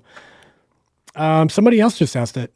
Like I said, they're very different. If you're a runner, get the Pace 2. If you're a hiker or an outdoorsy person, get the Instinct Solar. Do you recommend the Garmin 245? A lot of repeat questions. Yes, it's a good watch. Hey bro, that's a sick watch. I have it too. Nice. I'm glad you're enjoying it. Any smartwatch recommendations for indoor, outdoor rowing? I'm sorry, that's not a sport I'm involved in. But I think a lot of the modern day Garmin's and the Coros and Suuntos, Polar has it. A lot of them have it, but I don't know, are there like special sensors that you need to pair to the watches for that activity? I'm not really sure. Hi from Israel. Oh, awesome. Thanks for joining. Love this channel. Appreciate that. Let's talk cameras, Max. My favorite topic, man. Recently got a Nikon Z6 Mark II. I think it's a good for vlogging too. Yeah, I haven't tried the Z6. I'm a Sony shooter myself, but that is a nice camera. You should be enjoying that. The only issue I had with Nikon was their lenses were crazy expensive. I say that with crazy expensive lenses everywhere.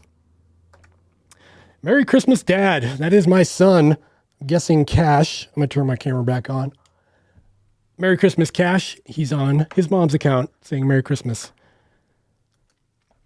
Does the Garmin Fenix 6S Pro Solar have track run mode like the Garmin Forerunner 745? Yes, it does. A lot of the newer Garmin's, including the 245, the 55, I believe, they all got that track run. Let me double check. Yep, track run is on the 55.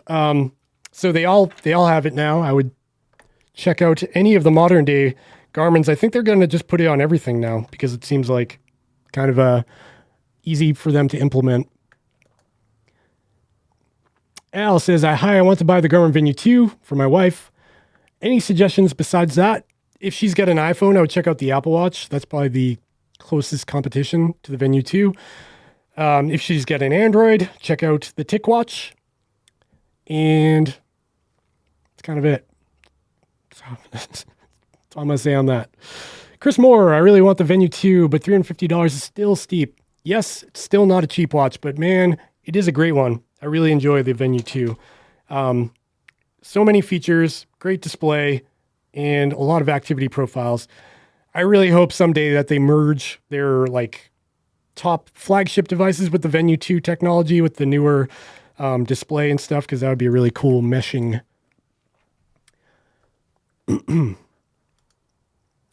When is Garmin going to make a good sleep tracker? I think they do. I think some of them are pretty good now.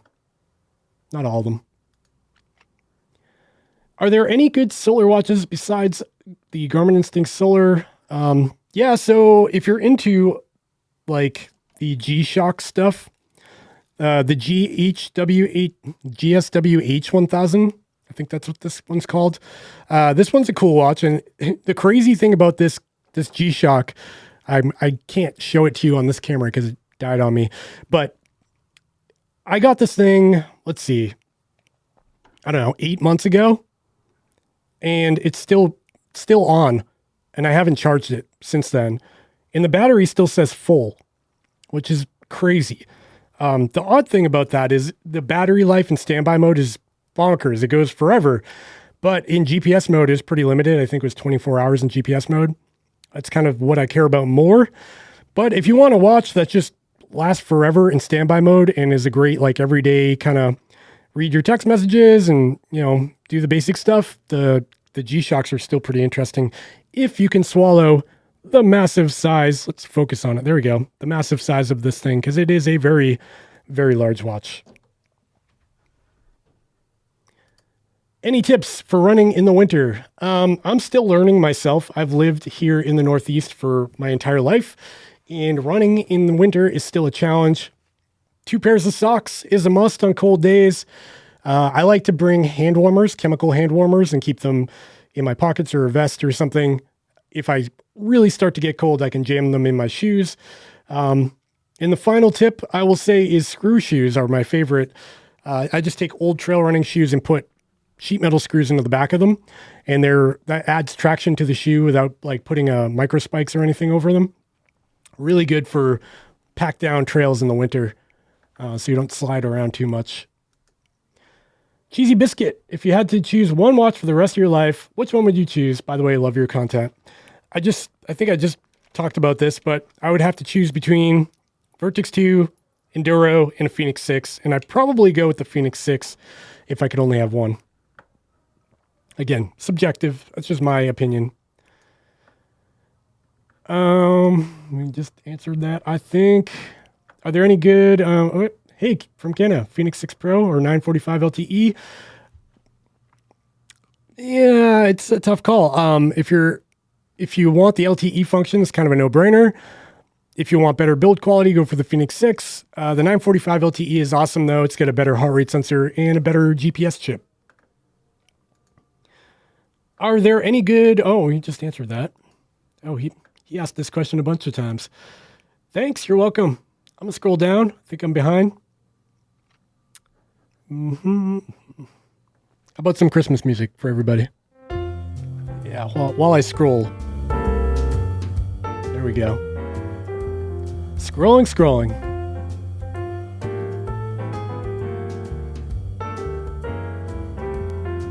Got one. Best running earbuds. Funny you ask. I just posted a whole video about the best running earbuds last week. Go check that out.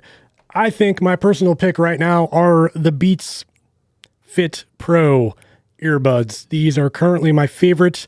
I reviewed them on the channel, and they have the best fit, Beats Fit, best fit of any earbud I've tried. That's my opinion. My ears may be different than yours, but they don't fall out, which I really like. A close runner-up is going to be the Jaybird Vistas, because they've been my favorite for a very long time. And these are all on sale as well. Actually, these are not. The Beats are not, but check this out. Back to the deal tracker page.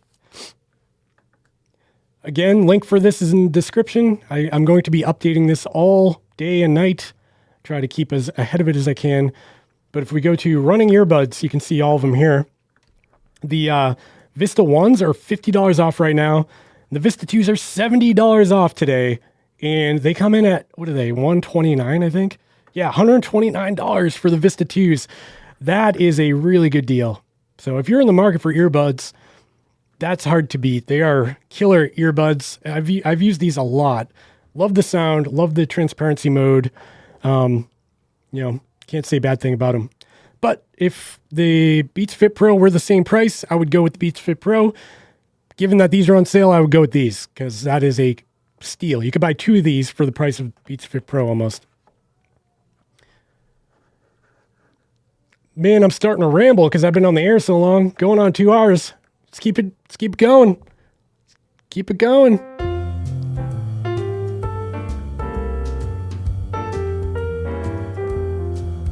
What do we got here? I tried the Garmin Venue 2, and I just didn't like those long lugs, and the menu isn't intuitive. The long lugs. It's pretty small lug-to-lug distance, I thought. But yeah, maybe it's not for you. Maybe you don't like that newer Garmin interface, and maybe using like a Phoenix 6 would be more intuitive to you. Kimmy B, what would be the best watch for someone who primarily power lifts and weight trains, but does run 3 times a week and occasionally kayaks? Sounds like you're kind of a multi-sport person, in which case I would say Garmin 745, 945, 945 LTE, or Chorus Apex, Apex Pro, Polar Vantage V2. I mean, there's a lot of them that'll cover all those needs. Even the Polar Grid X Pro, Suunto 9 Peak would do all those things. It's kind of up to you which one looks best to you, what kind of battery life you want, and what activities are primary for you. Hope that helps. Hi, would you recommend for runners, swimmers that have contactless payment function? Oh, that's a good question.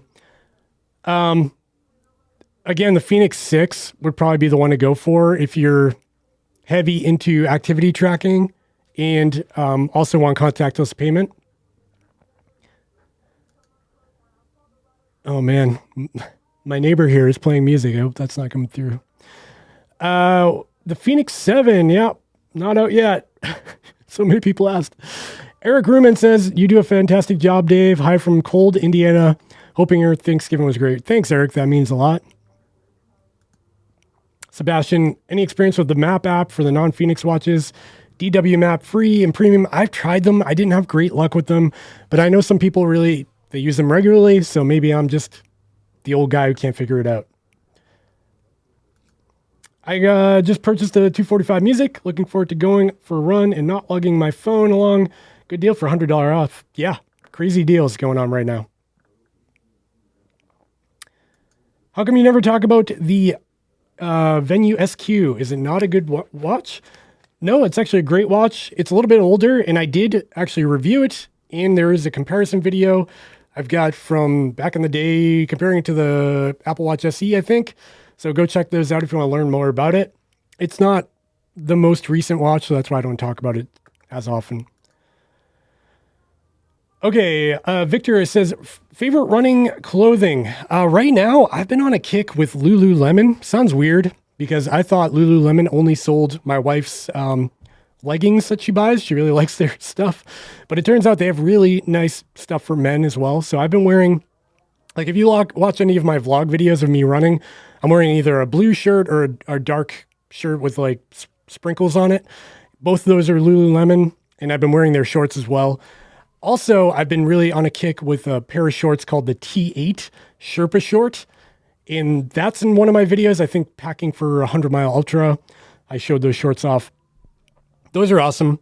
Didn't actually check if any of these have Black Friday deals. I'm sure they do. But yeah, that's kind of my favorites right now.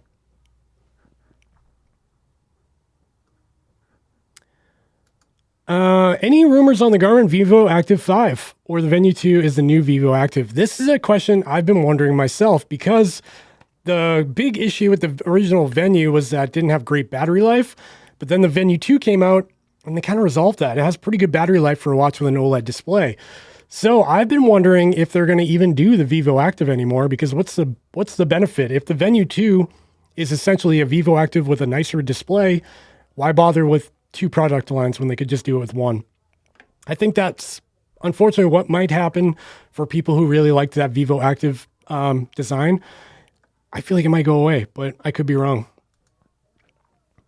Hi from Canada. Thoughts on the Fenix 6 Pro versus the LTE? They're very similar. You're getting basically the same features with the exception of power modes and mapping themes on the Fenix 6. But the 945 is a great watch, and it does have that new LTE feature. So if you're interested in that, it's kind of an easy choice. Good morning from NZ. Is that New Zealand? Good morning to you. Thanks for watching. Yes, the Venue 2 SQ, sorry, I'm mixing everything up now, would be good for cycling.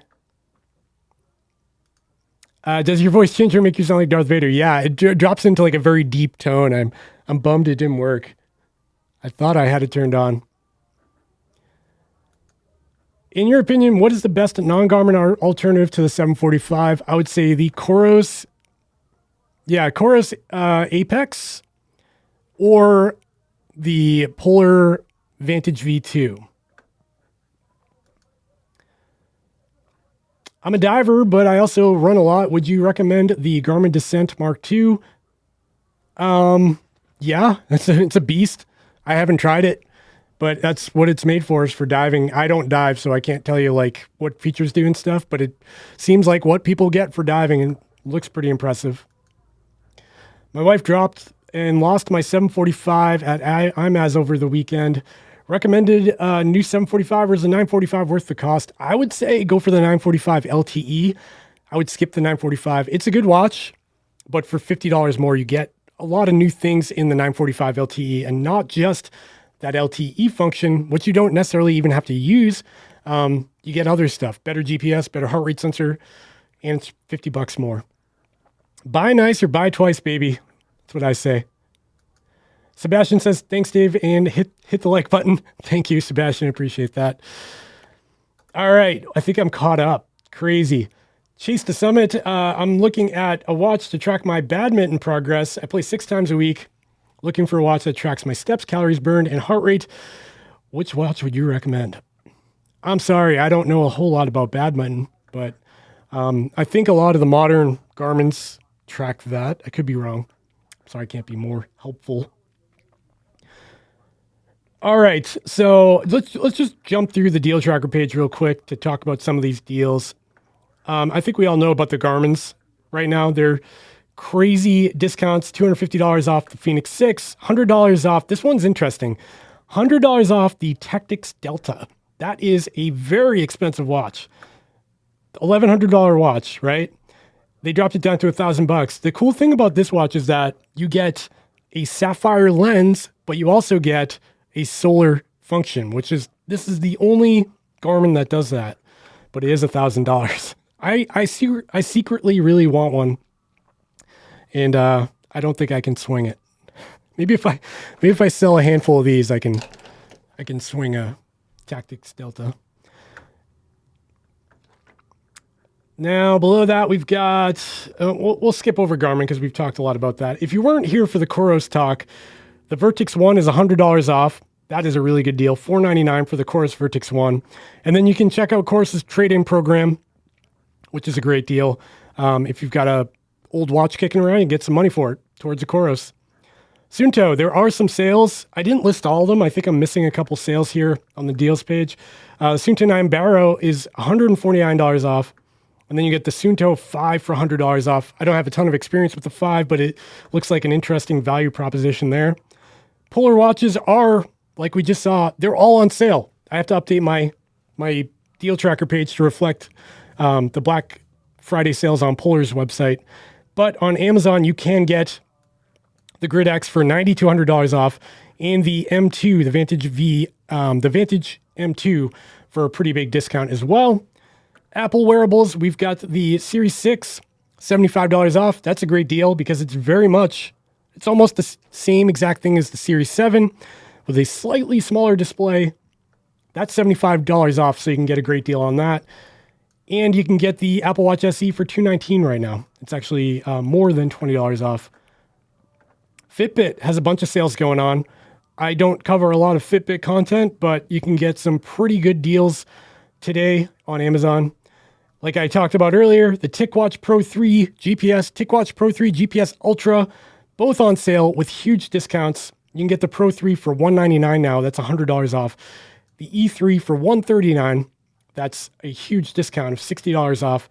And at $139, that makes it like a cheap Google Wear OS device with a really fast processor and a great display. Samsung also getting in on the Black Friday deals with $50 off the Galaxy Watch 4. Action cameras, I got a kind of a random list here. The GoPros are marked down. DJI Action is marked down. Insta360 has discounts on all of their cameras. So if you click this link, you'll get a list of all of the Insta360 cameras that are on sale. Their discounts are varying. So you get $30 off the Go 2 and $20 off, or like $24, $23 off the X2. And then a bunch of earbuds, discounts. The Jaybirds, like I said, crazy deals on the Jaybird Vista 2s. Jaybird Vista 1s you can get for $100 right now, which is crazy. And the Vista 1s right here are still some of the best earbuds out there for running and active use. Great deal for $100. That's like what you used to pay for like no-name brand wireless earbuds. Now you can get a high-quality pair for $100. Beats Studio Buds are $99 today. Again, high-quality pair of Beats earbuds for $99. these got to be really limited deals. I can only assume that by tomorrow, we're going to see a lot of this stuff fade away. AirPods Pro, $80 off. Sony's, $30 off. And the Earphone Free Pro, this is probably a brand you've never heard of, but I really like them. I've got the Earphone Free Pro 1s and 2s here. These are both awesome earbuds. And you can get these for like $50 or less. Again, high quality pair of earbuds with wireless charging with ANC for under $50. Down at the bottom here, I get some sensors that are interesting to me. We've got the Polar H10 discounted. Here, the Stride Pod is for sale, but they don't sell on Amazon, so it's just a link to their website. 10% off. They usually don't have discounts, so pretty good deal on the Stride Pod right now if you're interested in that. And Power Labs. These are chest bands and armband heart rate sensors. They're really reliable and very affordable. And not only are they affordable, they're on sale. You can get this chest band for, let's find out, $45. Crazy. I use these all the time. Great accuracy for a chest-based ECG sensor. And down at the bottom here, we've got some miscellaneous running gear that I found interesting. The BioLite 750 headlamp, that's a headlamp I use personally, really like it. Super bright, and it has a strobe on the back so people can see you from behind. That's coming in $25 off, $75 for that. Crazy. And not only that, all of BioLite stuff is on sale. You can see here. I don't know how long this will last, but great deals. And the final thing I've got on here is Black Diamond's sales on all their headlamps. They're all marked down, so I'm not even going to read them out, but there's some good deals in there as well, and I really like Black Diamond stuff as well. Things I haven't looked into too much yet have been shoes. There's probably deals out there. I briefly looked at Hoka and Ultra. There weren't big deals there, so let me know in the comments if you find anything interesting, because I would like to add it to my list here. Keeping this list kind of for me, kind of for you, so we have a central location to find things that are applicable to running gear, fitness tech. Okay, and with that, I'm gonna bring back my music. There it is. I want to thank everybody for coming to this live stream. It's been a lot of fun. We're 2 hours in now. I'm gonna wrap it up so I can spend some time with my family, get a run in today. I really appreciate you guys, guys and gals, joining this conversation, dropping into the chat. It's been a lot of fun talking about all the deals today, just answering questions in general. Again, I want to thank playbetter.com for sponsoring this live stream. And I want to thank them, if you're watching, for contributing and personally for being a part of the channel for so long. It's been a great partnership with them, and I'm looking forward to continuing into 2022 with lots of new content in conjunction with their help. So check out playbetter.com.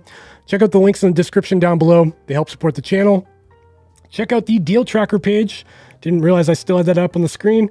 Check out the deal tracker page for more information and a continuous update on what's going on. Yeah, I think that's it, folks. I'm going to wrap it up. Thanks for joining. Make sure you hit the like button, subscribe to the channel, and thank you for being a part of this live stream. I will see you next time. Bye, everybody. Thanks again.